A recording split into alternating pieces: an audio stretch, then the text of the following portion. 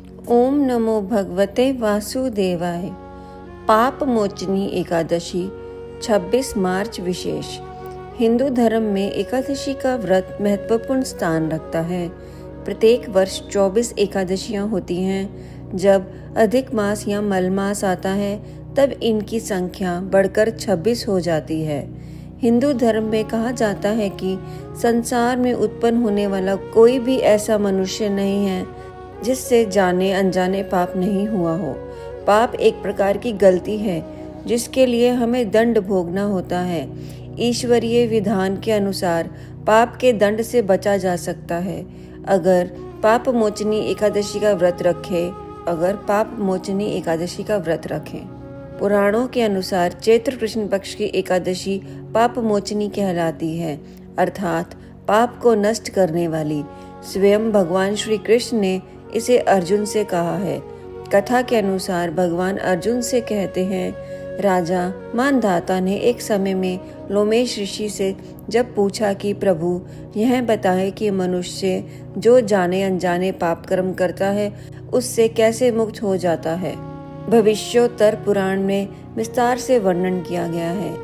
इस व्रत में भगवान विष्णु के चतुर्भुज रूप की पूजा की जाती है। व्रती दशमी तिथि को एक बार सात्विक भोजन करे और मन से भोग विलास की भावना को निकालकर हरि में मन को लगाए। एकादशी के दिन सूर्य उदय काल में स्नान करके व्रत का संकल्प करें। संकल्प के उपरांत भगवान विष्णु की चतुर्भुज रूप की पूजा करें। उन्हें पीले वस्त्र धारण कराएं और 1.25 मीटर पीले वस्त्र पर उन्हें स्थापित करें। भगवान को 11 पीले फल, 11 फूल और 11 पीली मिठाई अर्पित करें। इसके बाद उन्हें पीला चंदन और पीला जनेऊ अर्पित करें। इसके बाद पीले आसन पर बिठाकर भगवत कथा का पाठ या विष्णु सहस्त्र नाम का पाठ करें।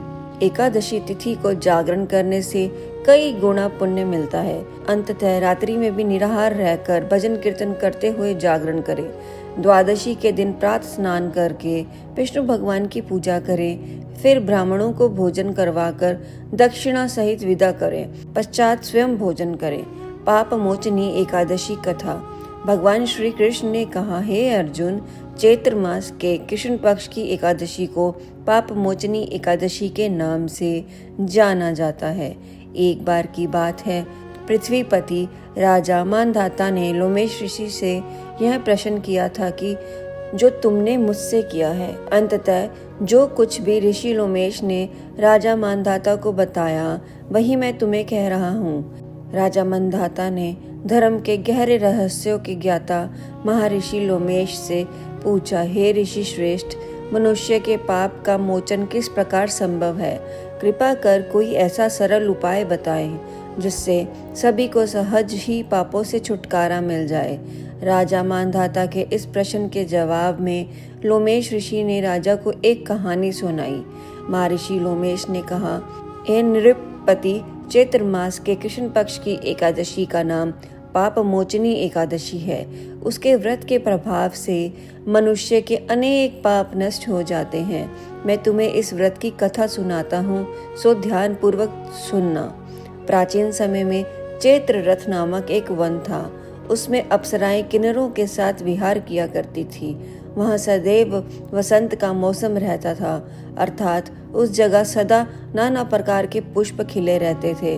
कभी गंधर्व कन्या विहार किया करती थी, कभी देवेंद्र अन्य देवताओं के साथ क्रीड़ा किया करते थे। उसी वन में मेधावी नाम के एक ऋषि भी तपस्या में लीन रहते थे। मैं शिव भक्त थे। एक दिन मंजू घोषा नामक एक अप्सरा ने उनको मोहित कर उनकी निकटता का लाभ उठाने की चेष्टा की। इसीलिए वह कुछ दूरी पर बैठ वीणा बजाकर मधुर स्वर में गाने लगी। उसी समय शिव भक्त महर्षि मेधावी को कामदेव भी जीतने का प्रयास करने लगे। कामदेव ने उस सुंदर अप्सरा के भ्रू का धनुष बनाया, कटाक्ष को उसकी प्रत्यंचा बनाई और उसके नेत्रों को मंजू घोषा अप्सरा का सेनापति बनाया। इस तरह कामदेव अपने शत्रु भक्त को जीतने को तैयार हुआ। उसी समय महर्षि मेधावी भी युवावस्था में थे और काफी हष्ट पुष्ट थे। उन्होंने यज्ञोपवीत तथा दंड धारण कर रखा था। वह दूसरे कामदेव के समान प्रतीत हो रहे थे।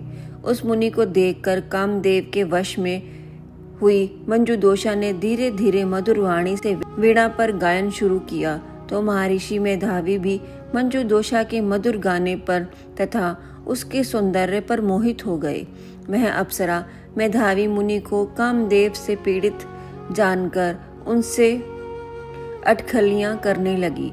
महर्षि मेधावी उसके सौंदर्य पर मोहित होकर शिव रहस्य को भूल गए और काम के वशीभूत होकर उसके साथ रमण करने लगे।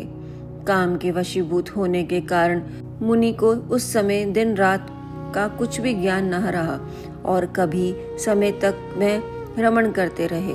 तदुपरांत मंजूघोषा उस मुनि से बोली, हे ऋषिवर, अब मुझे बहुत समय हो गया, अंततः स्वर्ग जाने की आज्ञा दीजिए। अप्सरा की बात सुनकर ऋषि ने कहा, हे मोहिनी, संध्या को तो आई हो, प्रातःकाल होने पर चली जाना। ऋषि के ऐसे वचनों को सुनकर अप्सरा उनके साथ रमण करने लगी। इसी प्रकार दोनों ने साथ साथ बहुत समय बिताया। मंजूघोषा ने एक दिन ऋषि से कहा, हे विप्र, अब आप मुझे स्वर्ग जाने की आज्ञा दीजिए। मुनि ने इस बार भी वही कहा, हे रूपसी, अभी ज्यादा समय व्यतीत नहीं हुआ, कुछ समय और ठहरो। मुनि की बात सुन अप्सरा ने कहा, हे ऋषिवर, आपकी रात तो बहुत लंबी है, आप स्वयं ही सोचिए कि मुझे आपके पास आए कितना समय हो गया, अब और ज्यादा समय तक ठहरना क्या उचित है। अप्सरा की बात सुन मुनि को समय का बोध हुआ और वह गंभीरता पूर्वक विचार करने लगे। जब उन्हें समय का ज्ञात हुआ कि उन्हें रमण करते हुए 57 वर्ष व्यतीत हो चुके हैं, तो उस अप्सरा को वह काल का रूप समझने लगे। इतना ज्यादा समय भोग विलास में व्यर्थ चला जाने पर उन्हें बड़ा क्रोध आया। अब वह भयंकर क्रोध में जलते हुए उस तप नाश करने वाली अप्सरा की तरफ भ्रुकुटी तानकर देखने लगे। क्रोध में उनके अधर कांपने लगे और इंद्रियां बेकाबू होने लगी। क्रोध से थरथराते स्वर में मुनि ने उस अप्सरा से कहा, मेरे तप को नष्ट करने वाली दुष्टा, तू महापापिन और बहुत ही दुराचारणी है, तुझ पर धिक्कार है, अब तू मेरे श्राप से पिशाचिनी बन जा। मुनि के क्रोध युक्त श्राप से वह अप्सरा पिशाचिनी बन गई।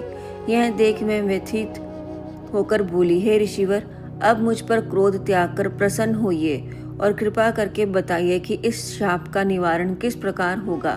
विद्वानों ने कहा कि साधुओं की संगति अच्छा फल देने वाली होती है और आपके साथ तो मेरे बहुत वर्ष व्यतीत हुए हैं, अंततः आप मुझ पर प्रसन्न होकर जाइए, अन्यथा लोग कहेंगे कि एक पुण्य आत्मा के साथ रहने पर मंजूघोषा को पिशाचिनी बनना पड़ा। मंजूघोषा की बात सुनकर मुनि को अपने क्रोध पर अत्यंत गलानी हुई, साथ ही अपनी अपकीर्ति का भय भी हुआ।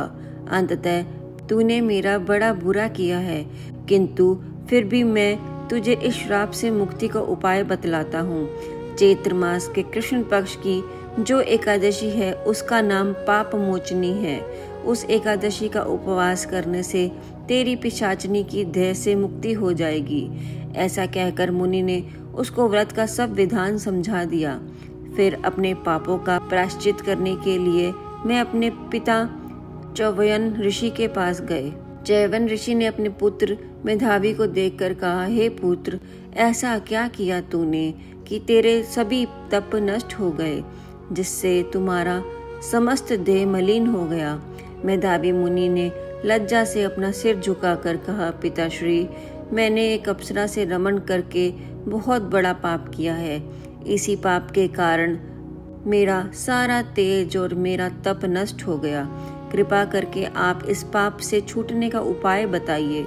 ऋषि ने कहा, हे पुत्र, तुम चैत्र माह के कृष्ण पक्ष की पाप मोचनी एकादशी का विधि तथा भक्ति पूर्वक उपवास करो, इससे तुम्हारे सभी पाप नष्ट हो जाएंगे। अपने पिता के वचनों को सुनकर मेधावी मुनि ने पाप मोचनी एकादशी का व्रत विधि पूर्वक किया। उसके प्रभाव से उसके सभी पाप नष्ट हो गए। मंजूघोषा अप्सरा भी पाप मोचनी एकादशी का उपवास करने से पिशाचिनी की देह से छूट गई और पुनः अपना सुंदर रूप धारण कर स्वर्ग लोक चली गई। लोमेश मुनि ने कहा, हे राजन, इस पाप मोचनी एकादशी के प्रभाव से समस्त पाप नष्ट हो जाते हैं। इस एकादशी की कथा के श्रवण व पठन से 1000 गोदान करने का फल प्राप्त होता है। इस उपवास के करने से ब्रह्म हत्या करने वाले, स्वर्ण चूरने वाले, मद्यपान करने वाले, अगम्य गमन करने वाले आदि भयंकर पाप भी नष्ट हो जाते हैं और अंततः स्वर्ग लोक की प्राप्ति होती है। कथा सुनने के उपरांत क्षमा याचना करनी चाहिए। हे ईश्वर, मैं आपका आह्वान अर्थात आपको बुलाना नहीं जानता हूँ, ना विसर्जन करना अर्थात ना ही आपको विदा करना जानता हूँ। मुझे आपकी पूजा भी करनी नहीं आती। कृपा कर मुझे क्षमा करें। ना मुझे मंत्र का ज्ञान है, ना ही क्रिया।